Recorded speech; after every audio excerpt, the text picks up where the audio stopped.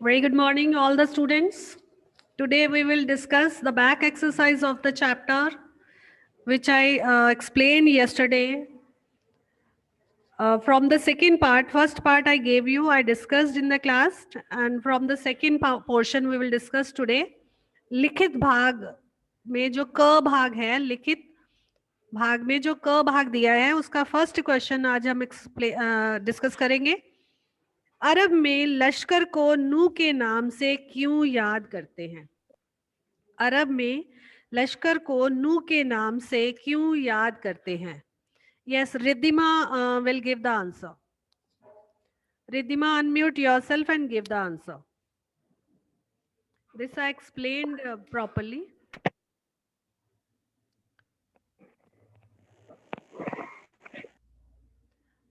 All the students, please see page number 112.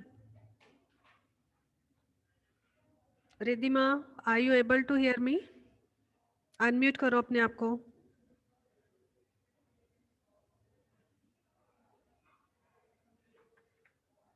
Not able to? Okay, Shreya, give the answer. Shreya, give the answer. Yes, ma'am.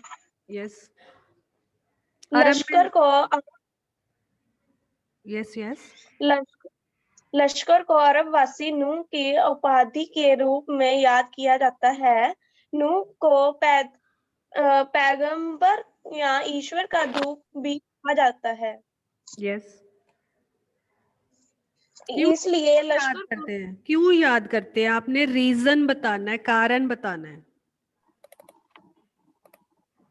Reason? हाँ जी, क्यों याद करते हैं? इसलिए याद करते हैं क्योंकि उनके मन में करुणा होती है। हाँ, उनके मन में दया की भावना थी। हाँ जी, दया की भावना होती है। उनके पाँव ग्रंथों में उनका जिक्र मिला होता है। बेटे, this is not your answer. I think you are speaking from any book. On the 112 page पर देखिए कि अरब को नूह के नाम से याद किया जाता है। क्यों? वो सारी उम्र क्यों रोते रहे? उसका कारण क्या था? उसका कारण यह था कि एक बार एक जख्मी कुत्ते को उन्होंने दुत्कार दिया था और कहा था कि दूर हो जा, क्योंकि इस्लाम में कुत्ते को गंदा समझा जाता है। तो दुत्कारने पर कुत्ते ने पलटकर उन्हें जवाब दिया था कि ना मैं अपनी मर्जी से कुत्ता बना हूं और ना ही तुम अपनी पसंद से इंसान बने हो। तो सबका मालिक एक है, सबको बनाने वाला परम पिता परमेश्वर है।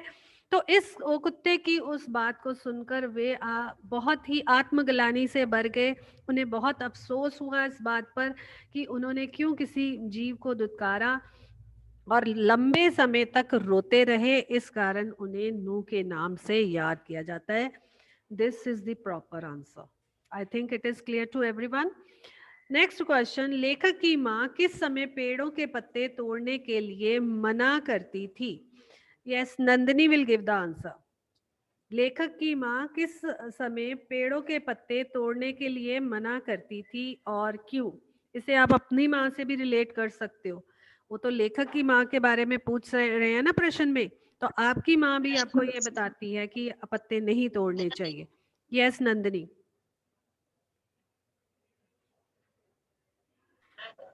Yes ma'am. लेखक की माँ सूरज ढलने पर आंगन से पेड़ों और पत्तों को तोड़ने के लिए मना करती थी, क्योंकि उनका मानना था कि अगर हम उस समय पेड़ों के फूल और पत्तों को तोड़ते हैं तो पेड़ रोएंगे और फूल बद्दुआ देते हैं अगर उन्हें संध्या के समय या दिया बाती करने के समय तोड़ा जाए. हाँ, पेड़ पौधों को संध्या के समय नहीं छूना चाहिए और ना ही तोड़ना चाहिए, क्योंकि उन्हें कष्ट पहुंचता है और वे दुखी होकर बद्दुआ देते हैं। इसलिए लेखक की माँ जो है वो संध्या के समय पेड़ों के पत्ते तोड़ने के लिए, फूलों को तोड़ने के लिए मना किया करती थी. नेक्स्ट क्वेश्चन है, प्रकृति में आए असंतुलन का क्या परिणाम हुआ? Yes, Manjot Kaur will give the answer. प्रकृति में आए असंतुलन का क्या परिणाम हुआ? प्रकृति में आए असंतुलन का क्या परिणाम हुआ? Manjot, unmute yourself. Yes ma'am.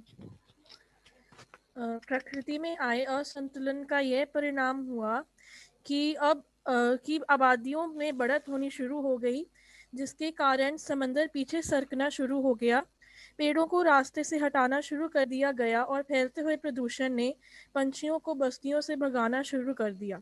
बारूदों के विनाश लीलाओं ने वातावरण को सताना शुरू कर दिया। अब गर्मी में ज़्यादा गर्मी, बेवक्त की बरसातें, जल्जले, सैलाब, तूफान और नित नए रोग मानव और प्रकृति के इसी असंतुलन के परिणाम है। बेटे आपने answer, half of the answer is correct. आपने गलत जगह से इसको स्टार्ट किया है। ये हमारा नेक्स्ट पेज पे जो फर्स्ट क्वेश्चन है उसका आंसर बन रहा है।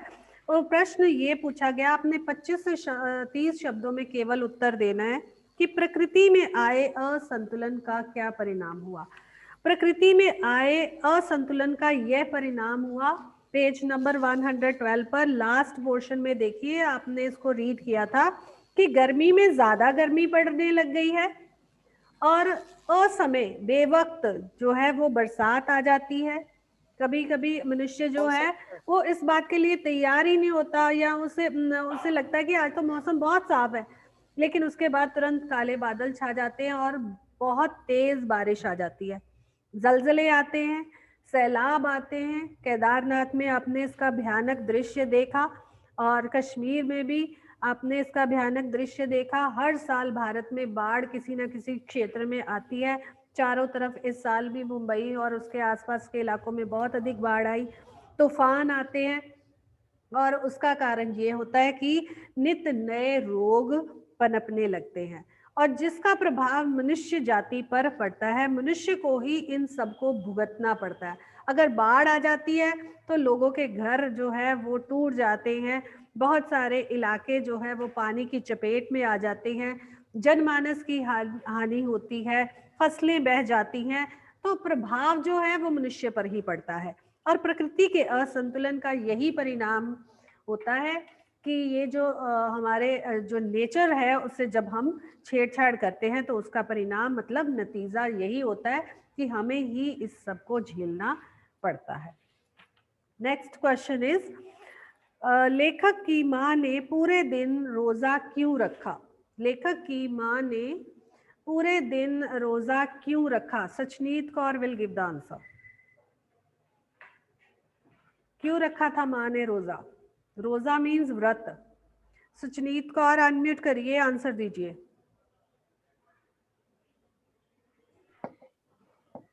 Yes ma'am. लेखक की माँ धार्मिक विचारों वाली महिला थी। वह मनुष्य के साथ साथ पशु पक्षियों से भी बहुत प्रेम करती थी। उनके घर में कबूतर ने 2 अंडे दिए और उनमें से एक अंडा बिल्ली ने गिराकर फोड़ दिया था। दूसरा अंडा संभालते समय उनके हाथ टूट गया और अंडा टूटने का पछतावा करने के लिए उन्होंने पूरा दिन रोजा रखा था। Yes, on the page number 113 पर आप देखो कि लेखक के घर के दालान में 2 रोशनदान थे जहां कबूतर के जोड़े ने घोंसला बनाया था और बिल्ली ने उचक कर उनमें से एक अंडा जो था, उन कबूतरों का एक अंडा तोड़ दिया था। माँ ने जब देखा तो वह इस बात से दुखी हुई और स्टूल पर चढ़कर उसने सोचा कि मैं स्टूल पर चढ़कर दूसरा अंडा बचा लूं, और उस कोशिश में उसके हाथ से अंडा गिर गया और वह टूट गया और कबूतर अपने अंडों को ढूंढने लगे, इधर उधर परेशान होकर वे फड़फड़ाने लगे। तो माँ को बहुत दुख हुआ। जिस प्रकार एक माँ का अगर बच्चा मर जाए तो उस समय जो हालत होती है वही हालत उन कबूतरों की थी। माँ उनके दुख से द्रवित हो गई और बहुत ही उसके दिल जो था वो दुख से भर गया और पछतावे के रूप में वह प्रभु से प्रार्थना करने लगी और पूरा दिन माफी मांगने के लिए उसने व्रत किया। उसने कुछ भी खाया पिया नहीं, पूरा दिन रोजा रखा। I hope it is clear. Next question is, लेखक ने ग्वालियर से बंबई तक किन किन बदलावों को महसूस किया? पाठ के आधार पर स्पष्ट कीजिए। Yes, Suvir can explain. लेखक ने ये पाया कि जब वह ग्वालियर से मुंबई किया तो पहले उसके जहाँ मैं रहता था तो वर्सोवा में जहाँ उनका घर था तो वहाँ पे एक बहुत बड़ा जंगल था, परंतु धीरे धीरे वे जंगल कटता गया और फिर लेखक बताते हैं कि वहाँ पर एक पूरी बस्ती बन गई, जबकि जीव जंतु जो वहाँ पर रहते थे उनका रहना मुश्किल हो गया। Yes, please sit down. On the page number 113 में लास्ट में देखो बहुत क्लियरली एक्सप्लेन किया गया है कि लेखक ने ग्वालियर से बंबई तक बहुत सारे बदलावों को महसूस किया था। संसार ने इसकी वजह से संसार में बहुत से बदलाव दिखाई दिए उसे। और वर्सोवा में जहां आज मेरा है, आज मेरा नहीं लिखोगे, वहां पर आप चेंजेस करोगे, वहां लिखोगे जहां लेखक का घर था वहां दूर दूर तक जंगल ही जंगल था और पेड़ थे, परिंदे थे, दूसरे जानवर थे जो उन जंगलों में रहते थे। लेकिन बदलाव आने पर समुद्र के किनारे जो रेतीला इलाका था वहां बिल्डरों ने लंबी चौड़ी बस्तियां बना ली हैं या लोगों ने अपनी झोंपड़पट्टियां बना ली हैं, लोगों ने अपने घर बना लिए हैं। और इस बस्ती में ना जाने कितने चरिंदों परिंदों के घर उनसे छीन लिए। बस्तियां बनने के, आप इसको चेंज करोगे अपनी वर्डिंग में कि बस्तियां बनने से कई परिंदों चरिंदों के घर उनसे छिन गए और कुछ को छोड़कर दूसरे स्थान पर जाना पड़ा। तो ये जो थे वो बदलाव वहां पर आए थे और कई जो परिंदे थे वो बेघर हो चुके थे। राइट, नेक्स्ट, डेरा डालने से आप क्या समझते हैं? I have explain this answer yesterday during the chapter. डेरा डालने से आप क्या समझते हैं? Yes, Gursharan can give the answer. Gursharan, unmute yourself and give the answer.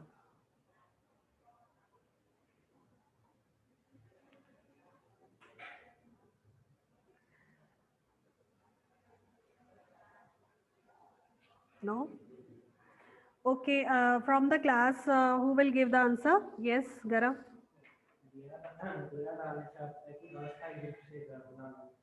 जब हम बिना लगा, जैसे कि सेना के लोग जब बॉर्डर के आसपास सेवा कर रहे होते हैं तो वह भी यस, सिट डाउन प्लीज। डेरा डालने से आप क्या समझते हैं? आगे उसने पूछा, स्पष्ट करो इस बात से। डेरा डालने का अर्थ है अस्थायी रूप से कहीं पर जाकर बस जाना। डेरा डालने से अभिप्राय है कि अस्थायी रूप से, अस्थायी मतलब टेम्परेरली कहीं पर जाकर बस जाना। आपने देखा होगा कि पंजाब में भी बहुत सारे लोग हैं जो दूसरे भारत के दूसरे इलाकों से आकर काम करते हैं, सर्दियों में आ जाते हैं, गर्मियों में चले जाते हैं और वो अस्थायी रूप से छोटी छोटी झुग्गी झोंपड़ियां बनाकर बस जाते हैं इलाकों में, कई इलाकों के आसपास बस जाते हैं और फिर वहां से जब काम खत्म होता है तो चले जाते हैं। लेकिन यहाँ बात हो रही है पेड़ परिंदों की, जिन्होंने जो पेड़ों की कटाई के कारण, जंगलों की समाप्ति होने के कारण जिन्होंने अपना डेरा अब कहीं दूसरी जगह पर जाकर डाल लिया है, वे अस्थायी रूप से कहीं दूसरी जगह पर जाकर बस गए हैं। उनके घर बार सब कुछ छिन गए हैं क्योंकि आज पेड़ कट चुके हैं, जंगल समाप्त हो चुके हैं। I think it is clear. Question, moving ahead to the question number 7. Sheikh Ayaz के पिता अपने बाजू पर काला च्योंटा देख भोजन छोड़कर क्यों उठ खड़े हुए? Yes, yes, Vaibhav will give the answer. Sheikh Ayaz के पिता अपने बाजू पर काला च्योंटा देखकर भोजन छोड़कर इसलिए चले गए क्योंकि उनका मानना था कि उन्होंने एक घर का सदस्य बेघर कर दिया है और उसे उसके गंतव्य तक पहुंचाने के लिए, यानी कि कुएं के पास जो चीजों का घर था वहां तक पहुंचाने के लिए वह उठकर चल गए। Yes, very good. Please sit down. Yes, it is on the 112 page पर जो कथा उसने बताई है, आत्मकथा बताई है कि एक बार बताता है कि महाकवि शेख अयाज ने अपनी कथा में बताया कि उनके पिता, महाकवि शेख अयाज के पिता एक बार जब नहाकर कुएं से लौटे तो उन्होंने देखा कि उनकी बाजू पर एक काला सा च्योंटा रेंग रहा था और वे तुरंत ही भोजन छोड़कर खड़े हो गए और माँ ने जब कारण पूछा कि आपको क्या भोजन पसंद नहीं आया, तो उन्होंने ये उत्तर दिया था पलटकर कि नहीं, भोजन तो स्वादिष्ट है, परंतु मैंने एक घर वाले को बेघर कर दिया है, इसलिए मैं अभी इसको तुरंत ही इसके घर पहुंचाकर आता हूँ। तो इस बात से पता चलता है कि उनके मन में छोटे छोटे जीवों के लिए कितनी दया की भावना थी। Right? So this part is complete. All 7 questions are given. You have to write these questions on the notebook. You have to complete the work side by side. Moving ahead to the next portion, detailed आपको answers देने हैं। 50 to 60 words में आपको explain करने के लिए कहा गया है। निम्नलिखित प्रश्नों के उत्तर 50 से 60 शब्दों में लिखिए, बताइए। फर्स्ट क्वेश्चन, बढ़ती हुई आबादी का पर्यावरण पर क्या प्रभाव पड़ा? बढ़ती हुई, अब देखो पिछले क्वेश्चन में प्रकृति में आए असंतुलन का क्या परिणाम हुआ। लिटिल बिट दोनों आंसर्स में थोड़ी सी सिमिलैरिटी है, लेकिन आपने इसकी शुरुआत जो पूछी गई है कि बढ़ती हुई आबादी, आबादी मीन जो पॉपुलेशन बढ़ रही है, जनसंख्या बढ़ रही है, आपने उसके संदर्भ में बताना है, क्योंकि जैसे जैसे जनसंख्या बढ़ती है वैसे वैसे लोगों को रहने के लिए जगह की आवश्यकता होती है, लेकिन जगह तो वही है जो प्रकृति ने बनाई है। और जब बढ़ती हुई आबादी अपने लिए निवास बनाने शुरू करती है, बस्तियां बनानी शुरू करती है, तो उसका पर्यावरण पर क्या प्रभाव पड़ता है? It is already given on the page number 112 पर ही इसको बताया गया है। Just see the last portion.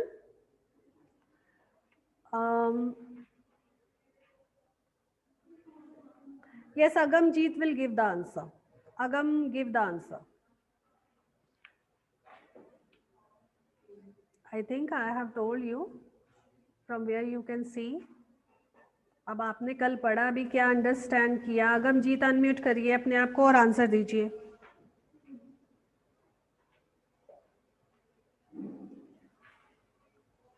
Will you be able to give? Yes, ma'am. Yes, hurry up. बढ़ती हुई आबादी के कारण पर्यावरण असंतुलन हो गया है। आवासीय स्थलों के बढ़ने को बढ़ाने के लिए वन, जंगल, यहाँ तक कि समुद्र स्थलों को भी छोटा किया जा रहा है। गुड, अपने शब्दों में कहिए, कहीं से देख के नहीं। नो मैम, बुक है। हाँ जी, बताइए कहाँ लिखी है ये लाइन बुक में? मैम ढूंढ कर बता रहा हूँ, अलग अलग। अच्छा, चलो ढूंढ लो, I will explain then. Okay, बढ़ती हुई आबादियों ने समुद्र को पीछे सरकाना शुरू कर दिया। इससे भाव ये, इस पंक्ति से भाव ये है कि जैसे जैसे जनसंख्या बढ़ती जा रही है, समुद्री इलाकों के आसपास जो रेतीले स्थान हैं, वहां पर लोगों ने बस्तियां बनानी शुरू कर दी हैं और बिल्डरों ने बड़ी बड़ी बिल्डिंगें बनानी शुरू कर दी है ताकि लोगों को निवास मिल सके। और इसका परिणाम ये हुआ कि जो जगह समुद्र की थी वो अब ऐसे लगता है कि मानो वो सिकुड़ रही हो, वो पीछे की ओर सरक रही। ऐसा क्यों हुआ? क्योंकि उसके आसपास जो है वो पेड़ थे, पौधे थे, उनको काटना शुरू हो गए लोग और प्रदूषण फैलने लगा। और प्रदूषण फैलने के कारण जो पंछी जो उन पेड़ों पर रहते थे, जिनके वो निवास थे, वो दूर जाने लगे और बारूदों की विनाश लीलाओं ने सारे वातावरण पर अपना प्रभाव डालना शुरू कर दिया। हिरोशिमा और नागासाकी के बारे में मैंने बताया था कल। और अब उसका परिणाम ये हुआ कि जैसे जैसे जो प्रकृति से मनुष्य छेड़छाड़ करने लगा, प्रकृति कुपित हो उठी। कुपित मीन्स गुस्से में आ गई और गर्मी में अब ज्यादा गर्मी, बेवक्त की बरसातें, ये वही 3 लाइंस हैं जो हमने पिछले क्वेश्चन में भी डिस्कस की थी। और बेवक्त की बरसातें होने लगी, जलजले, सैलाब, तूफान आने लगे और जिसके परिणाम स्वरूप बहुत सारे रोग पैदा होने लगे, जिसका प्रभाव जो है मनुष्य पर ही पड़ा। मानव और प्रकृति के असंतुलन इसी असंतुलन का परिणाम है। तो जैसे जैसे आबादी बढ़ती गई उसका परिणाम ये हुआ कि मनुष्य ने प्रकृति के साथ छेड़छाड़ करने शुरू कर दी और प्रकृति जो है वो क्रोधित हो उठी, गुस्से में आ गई, कुपित हो गई और उसका परिणाम मनुष्य पर ही पड़ा। This is the answer. I think you are more clear now. Next question is, लेखक की पत्नी को जाली में खिड़की में जाली क्यों लगवानी पड़ी? यस, लेखक की पत्नी को खिड़की में जाली क्यों लगवानी पड़ी? Yes, Gurleen Kaur, give the answer. Gurleen, give the answer. Yes ma'am. You can explain लेखक की पत्नी words in your own words. Yes. लेखक के फ्लैट में कबूतरों ने घोंसला बनाया हुआ था, जिसके कारण कबूतर उनके घर में आते जाते थे और जिस वजह से कई बार वे चीजें गिरा देते थे और लाइब्रेरी में भी घुसकर परेशान करते थे। और इस रोज रोज की परेशानी से तंग आकर लेखक की पत्नी ने जहाँ उनका आशियाना था वहां जाली लगवाकर उनका आने जाने का रास्ता बंद कर दिया। Yes, good, very good. कि लेखक के घर में कबूतरों ने एक घोंसला बना लिया था और कबूतर जो थे वो वहां से रोशनदान से या उस खिड़की से अंदर आ जाते थे। लेखक एक सहृदयी व्यक्ति था, उसके मन में जीवों के प्रति कोमल भावनाएं थी, उससे लेखक को तो ज्यादा परेशानी नहीं होती थी, परंतु पत्नी जो थी वह उससे तंग आ गई थी, क्योंकि कई बार कबूतर जो थे वो गंद मचाते थे और कई बार मिर्जा गालिब और कबीर जी को सताने लगते, भाव उनकी पुस्तकों को गंदा करते, उन्हें गिरा देते।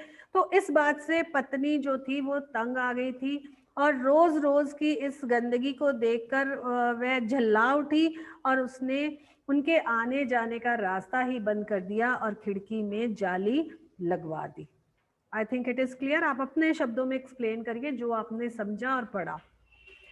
समुद्र के गुस्से की क्या वजह थी? उसने अपना गुस्सा कैसे निकाला? This I already told you when I explain the chapter. पूरी की पूरी घटना 113 पेज पर मैंने एक्सप्लेन करी थी कि समुद्र की जो जमीन थी, जब उसे बिल्डर हथियाने लगे तो समुद्र लगातार सिमटने लगा, सिकुड़ने लगा।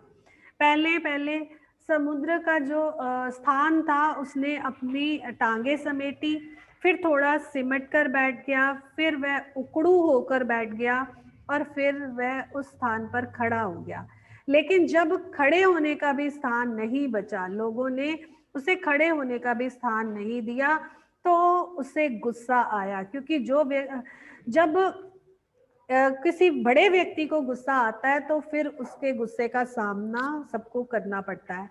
वैसे तो बड़े व्यक्तियों को बहुत गुस्सा नहीं आता, लेकिन जब कभी आता है तो उसका सामना करना पड़ता है और समुद्र के गुस्से का सामना सब लोगों को करना पड़ा। और समुद्र में चल रहे 3 बड़े बड़े जहाजों को उसने बच्चों के गेंद की तरह ऐसे दूर फेंका कि एक जो हिस्सा था वो वर्ली में गिरा, दूसरा बांद्रा में और तीसरा गेटवे ऑफ इंडिया में गिरा और लोग उससे भयभीत हो गए, डर गए। बहुत प्रयास करने पर भी वे दोबारा उन जहाजों को पहले जैसी अवस्था में ना लेकर आ पाए और लोगों में उस घटना के प्रति उनके मन में एक डर सा बैठ गया कि प्रकृति भी अपना क्रोध, अपना गुस्सा दिखा सकती है। So this is given on 113 page पर। नेक्स्ट, मट्टी से मट्टी मिले, खो के सभी निशान, किसमें कितना कौन है, कैसे हो पहचान। ये भी पंक्तियां जो हैं मैंने कल बहुत अच्छे से एक्सप्लेन की थी। धृति, फटाफट अपने आप को अनम्यूट करिए और आंसर दीजिए। धृति। मिट्टी से मिट्टी मिले के सभी निशान, किसमें कितना कौन है, कैसे हो पहचान। इस पंक्तियों से लेखक कहना चाहते हैं कि हर मनुष्य और जीव जंतु मिट्टी से ही बने और मिट्टी में जाकर ही मर के मिट्टी में ही मिल जाते हैं। तो हम इनमें भेदभाव कैसे कर सकते हैं और सभी एक ही समान होते हैं। Yes, very good. Sure, right. You have explained very well. इसमें इन पंक्तियों के द्वारा कहा गया है कि सभी जीव एक ही मिट्टी से बने हैं। परमात्मा ने सब जीवों को एक ही प्रकार की मिट्टी से बनाया है। मृत्यु के पश्चात जब व्यक्ति की मृत्यु हो जाती है तो अपनी अपनी धार्मिक परंपरा के अनुसार किसी का संस्कार किया जाता है, किसी को दफनाया जाता है और उसके पश्चात जो उसका शरीर है राख में परिवर्तित होकर उस मिट्टी में ही मिल जाता है। और किसी भी व्यक्ति के पास ये क्षमता नहीं है, ये शक्ति नहीं है कि वह किसी भी जीव की मिट्टी, कौन सी मिट्टी किस जीव की है, इस बात को परख सके, इस बात को जान सके, क्योंकि वह मिट्टी में ही मिल चुका होता है और उसकी पहचान करना मुश्किल है। I think it is clear to all. उसके बाद आशय स्पष्ट करो is given. This I have explained all the lines during the chapter. अगर अभी भी इनमें से आपको कोई लाइन मुश्किल लगे तो लेटर ऑन आप मुझसे पूछ सकते हैं।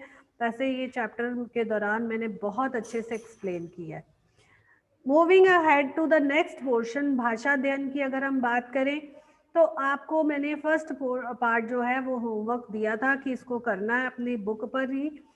कारक चिन्हों को पहचानना है इन दिए गए वाक्यों में और आपने कारक का नाम भी बताना है। जैसे माँ ने भोजन परोसा, कर्ता कारक की विभक्ति है ने और ने को अंडरलाइन किया गया है, बताया है कर्ता कारक।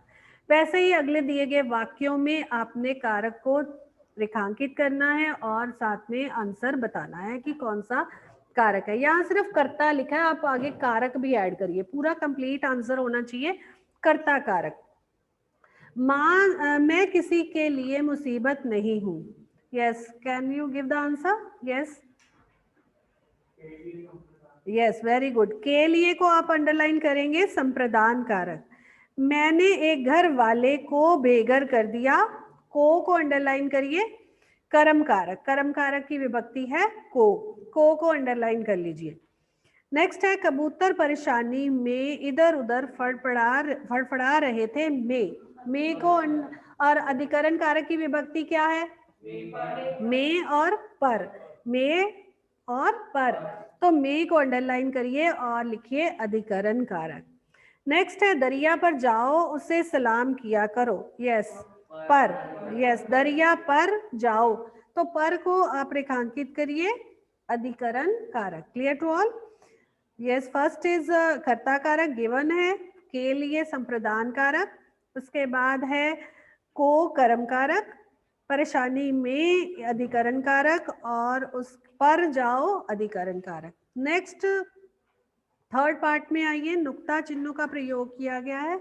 This you have done in the 9th class. नुक्ता और नुक्ता के चिन्ह आपने किए थे, तो इनके आधार पर उनके अर्थ अलग अलग हो सकते हैं। तो हमने सबसे पहले उनके अर्थों को जांचना है और फिर उसके अनुसार दिए गए वाक्यों में उन अर्थों को भरना है। जैसे है फर्स्ट सजा व दूसरा सजा। पहला सजा का अर्थ है सजाना और दूसरा सजा का अर्थ है दंड। पहला सजा का अर्थ है सजाना, सभी बच्चे नोट करते जाइए, जो घर में भी हैं वो नोट करिए। दूसरा सजा का अर्थ है सजाना। नाज अनाज और नाज गर्व, जिसके पैर में नुक्ता है उसका मतलब है गर्व, मीन्स अभिमान। जरा, मुझे जरा सी चीनी दे दो, थोड़ी सी। जरा चीनी और जर्रा बुढ़ापा। जर्रा जरा बुढ़ापा, जर्रा हो तो कन, ऊपर रेफ की मात्रा आ जाए तो कन बन जाएगा। तेज, तेज मीन कीर्ति, तेज उसके मुखमंडल पर बहुत अधिक तेज है। और तेज तीव्र गति, बहुत गाड़ी बहुत तेज चल रही है, गति तीव्र। तेज मीन्स तीव्र, तेज मीन्स कीर्ति। फर्स्ट तेज जो है वो कीर्ति, यश। उसके बाद आपको कुछ वाक्य दिए गए हैं, आपने इनमें उचित शब्द को भरना है। ऑप्शंस दिए गए हैं। आजकल जमाना बहुत खराब है। जमाना और जमाना, जमाना दूसरा ऑप्शन करेक्ट है। पूरे कमरे को सजा दो, सजा दो, सजा दो, सजा दो, पहला ऑप्शन करेक्ट है। डैश चीनी तो देना, जरा सी चीनी तो देना, जरा सी चीनी तो देना, फर्स्ट ऑप्शन इज करेक्ट। उसके बाद माँ दही जमाना भूल गई, जमाना, फर्स्ट ऑप्शन इज करेक्ट। जमाना भूल गई, जमाना नहीं आएगा, राइट। नेक्स्ट, दोषी को सजा दो, सजा, सजा मीन दंड दो, दोषी को क्या दो, सजा दो।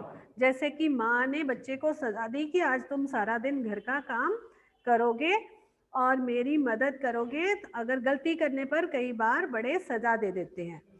महात्मा के चेहरे पर तेज था, तेज, क्या था, तेज, first option is correct. I think it is clear to all. So complete all question answers and your back exercise. I hope you understand everything.